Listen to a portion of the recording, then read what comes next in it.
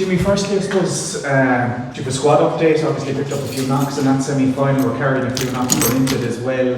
What way is the squad looking at the moment as you prepare for training this evening? Look, we still have a few concerns, Luke, and probably one or the full extent until early next week. But look, it's no different than any squad this time of year. They'll always be having knocks like so, but one or the full extent of it. Obviously, you have a couple of weeks preparation, final coming up next Saturday. What way have you approached it, Jimmy, with the couple of weeks? I suppose last week we spent a bit of time just getting back in, I suppose lining ourselves up, preparing, and really with the focus this week is on about ourselves, look, and next week then we'll probably focus on Kildare, what we need to do and what we don't need to do.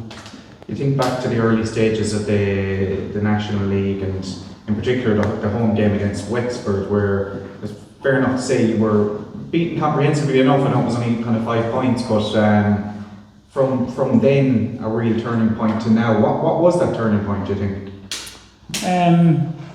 I suppose what we did, nothing has changed in terms of the coaching and stuff like that, but we did sit down and discuss it on the Tuesday afterwards, and we just changed minor details. Luke, is what I would say, the principles that we've been operating to have been no different.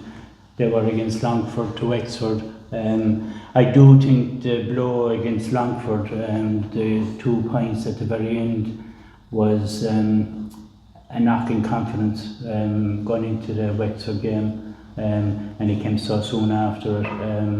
But there afterwards, like we went to London, I would say the confidence was always high within the camp in terms of the way we were playing football and stuff like that.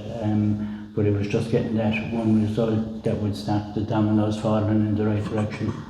I suppose a nod to the S&C department as well, because you look at the last couple of games and from then till now, you seem to be going from strength to strength. I mean, in terms of energy levels, in terms of the mentality and the character as well, seem to be improving all the while, and I think you could have got another 20 minutes in that semi-final.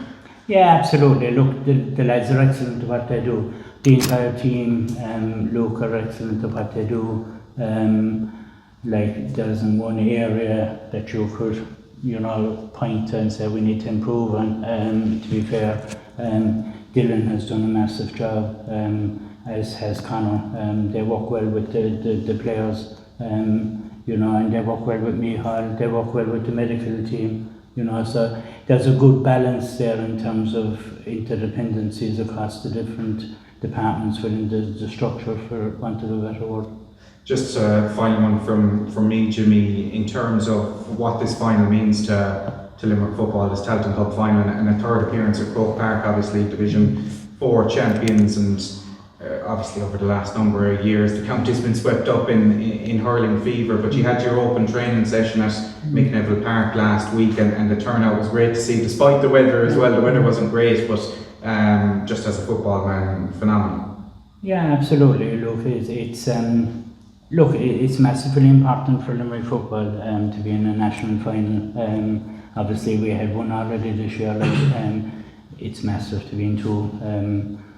I'd leave it to the historians to see when it was done before or if it was done. But look, on the pathway of the journey, it's massive, look, but it doesn't stop there. It's beyond that, and it's beyond that again. It's part of the journey, is what I would say, but a massive part of it. To be fair to the lads.